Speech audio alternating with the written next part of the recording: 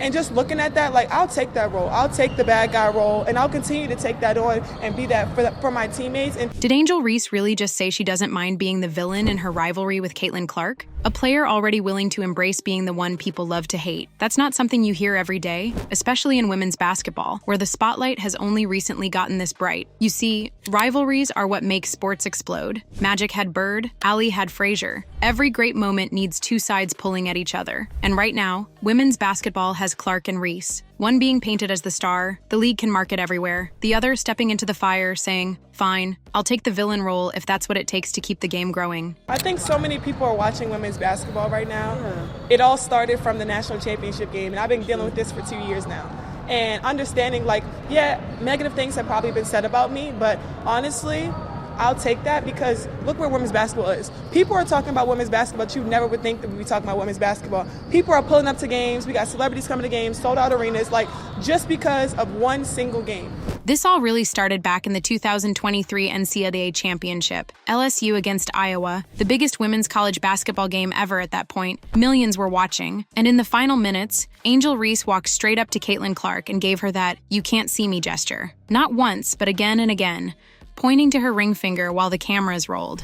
When the moment happened in the NCAA championship game where LSU won and Angel put the ring up in Caitlin's face, that was a moment in sports history that has really actually changed the course of women's sports history. That clip went viral instantly. Social media blew up. Was it simple trash talk, or was it crossing a line into disrespect? It's not going to cross over.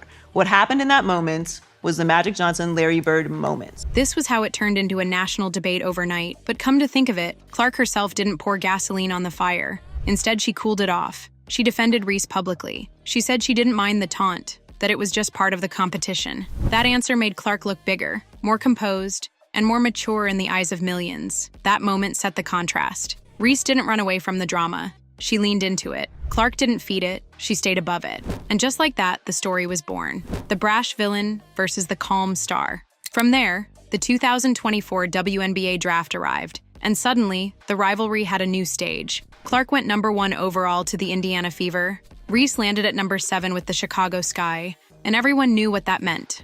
These two would see each other multiple times every season, this time under brighter lights, all because fans wanted to see what would happen when Clark and Reese shared the floor again. But then, Caitlin Clark was the center of attention. Her games sold out arenas before she even suited up. Celebrities started showing up to WNBA games. Ratings shot up, and every matchup between Indiana and Chicago became must-watch TV. So, the truth is, without Clark being the phenomenon she is, this rivalry wouldn't carry the same weight. Reese's villain role only works because of who's standing across from her. But during this face-off between the Chicago Sky and Indiana Fever, Chennedy Carter knocked Caitlin Clark to the floor with a hard body check.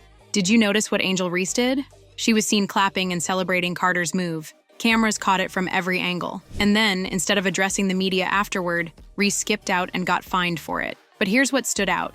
Clark stayed silent. She didn't fire back, didn't throw shade, just kept playing. Reese, on the other hand, looked like she was embracing the bad guy role even more. So when Reese finally spoke on it, she didn't backtrack. She told reporters directly, "I'll take the bad guy role." She wasn't running from the criticism. She was owning it. If I want to be that, and I know I'll go down in history, I'll look back in 20 years and be like, yeah, the reason why we watching women's basketball is not just because of one person. It's because of me too, and I want y'all to realize that. Like, it's not just because of one person. A lot of us have done so much for this game, and Kennedy has been here before, obviously, but there are so many great players in this league that have deserved this for a really, really long time, and luckily, it's coming now. She even doubled down, saying, "I'll look back in 20 years and say the reason why we're watching women's basketball is not just because of one person. It's because of me, too." That was her way of saying she knows her presence, even as a villain, makes the game bigger. I mean, that's a bold statement. Reese sees herself as more than just a player. She sees herself as a counterbalance to the attention Caitlin Clark brings.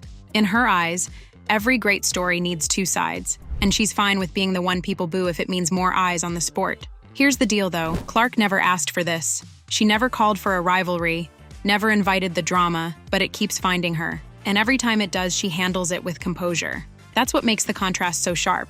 And Reese embracing the villain role actually sharpens Clark's image. It makes Clark look like the face of professionalism, the one you can market everywhere, the one who stays calm no matter what. And that's exactly why the rivalry keeps building. So when Reese says she'll take the hate, she's not just talking about herself.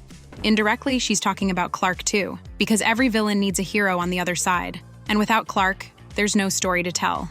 And did you notice how much of this rivalry lives online? I mean, Angel Reese herself has said it. Social media thrives on pitting women against each other. And in her case, she's fine with being the one people boo at. To her, if it keeps women's basketball in the headlines, it's worth it. You see, that's the part that makes this story different. Reese doesn't run away from the criticism. She takes it head on. She knows that every post, every meme, every highlight that paints her as the villain still puts the spotlight right on the game. Meanwhile, Caitlin Clark takes the opposite approach. She doesn't clap back online. She doesn't lean into the narrative. She just plays. And the more she stays quiet, the easier it becomes for fans to place her in the hero role without her even asking for it. And that's what creates the dynamic. Reese makes herself the one people love to hate, and Clark naturally becomes the one people defend. Would this rivalry even work if Clark wasn't the perfect foil? Probably not. The contrast is what makes it work. Come to think of it, the May 2024 game is a good example. Clark reached over Reese's head and made contact, sending her straight to the floor. Was it intentional? Some said yes, others said no. Either way, the clip went viral. And instead of just chalking it up as a basketball play, the media spun it as another chapter in the rivalry. Guess what? Clark didn't even flinch. No theatrics, no talking back. She just went back to the game like nothing happened. That body language only strengthened her calm and collected reputation.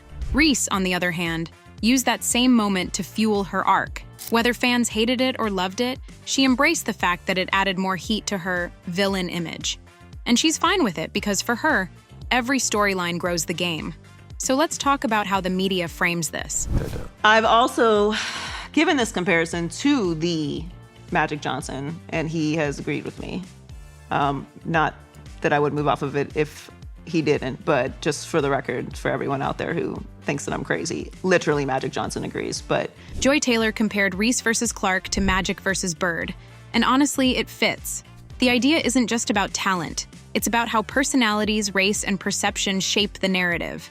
See, Reese often gets villainized more than Clark. Her confidence, her style, her trash talk, they make her polarizing. Some love it, some hate it. But for Clark, it's different. She gets cast as the clean-cut hero almost by default. And that's the thing. This hero-villain setup works in Clark's favor. She doesn't brand herself as anything. Reese does it for her. Every time Reese says she'll take the bad guy role, Clark gets to stand there as the balanced opposite. Here's the deal, though. Joy Taylor's comparison to Magic and Bird wasn't random. If you know some sports history, you know the NBA was failing. It was a failing product. Don't think about what it is now, $300 million contracts. It wasn't that. It was a failing product. Magic Johnson and Larry Bird came into the NBA. The Magic switchover happens. Magic winds up with the Lakers and Dr. Buss. Larry goes on his way. They have their battles. The Celtics, the Lakers, they save the league, right? It wasn't just because two great players came into the league and then were great. It's because they had a narrative. It's because Magic was perfect for the Lakers and what Dr. Buss was building. And they were able to create this marketable product that people cared about and were attached to. Back in the late 1970s, the NBA was struggling. Attendance was low, people weren't tuning in. But when Larry Bird and Magic Johnson faced off, the whole league flipped. Fans weren't just watching basketball anymore.